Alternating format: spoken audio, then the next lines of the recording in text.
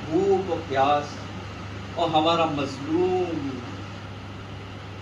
لاشوں پہ لاشیں اٹھائے، 71 لاشیں اٹھانے کے بعد تھکاوٹ سے چور ہے، آہستہ آہستہ قدموں کو بڑھا رہا ہے اور خیمے کی طرف پہنچ رہا ہے۔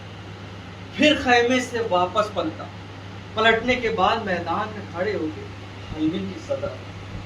حلمین کی صدا جیسے ہی دی، دائیں دیکھا بائیں دیکھا، کوئی نظر نہ آیا۔ اب حسین کا کوئی آور نہ رہا۔ اب امام پلٹے خیمے کی طرف، جیسے ہی بہت مشکل بھرا یہ منظر ہے۔ آپ کبھی مقتل نامہ اگر آپ یہ پڑھ لیجئے تو آپ کی ہچکیاں پلٹ جائیں۔ امام جب خیمے میں داخل ہوئے تو سر کو جھکائے کھڑے، بیوی زینب سامنے بیٹھی ہے اور سائڈ میں امام سجاد بستر پہ بیماری کی حالت۔ بابا کی آواز سن کے کوشش کرتے ہیں کہ اٹھ جائے، لیکن بیماری نے کچھ جکڑ رکھا، اٹھنے بھی دیتے، غش سے گر۔ جب یہ عالم دیکھا مولا نے تو امام نے زینب کو بلایا، زینب بہن میرے قریب آؤ، اور وہ ماں کا دیا وہ کھلتا مجھے۔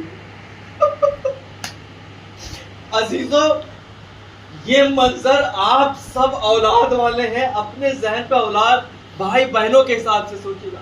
ایک بھائی ایک باپ جس کا جوان بیٹا بیمار، جوان بہن سامنے بیٹھی، ایک چھوٹی بیٹی اس کے پاس میں، اور اس کو وہ کرتا دیتے ہوئے اس بہن کے ہاتھ کانپ رہے ہیں، اور ایسے ہاتھ کانپ رہے ہیں کہ دل تھام کے زمین پہ بیٹھ گئی۔ کیوں زمین پہ بیٹھ گئی؟ کیونکہ اب سہارا ختم ہو گیا۔ زینب کو ابھی تک تو ڈھاس تھی کہ بھائی موجود ہے، لیکن اب بھائی بھی ودا لینے آیا ہے۔ جیسے ہی حسین وہ کرتا لیا، کرتے کو پہنا، کرتے کو پہننے کے بعد جملہ کا آپ تصور کیجئے گا، مصائب صرف تصور کی چیز ہے۔ آپ یہ سوچیں کہ آپ کربلا میں ہیں، صرف تصور کیجئے کہ امام نے صرف اتنا جملہ کہا کہ بہن اب مجھے بھی اجازت دے۔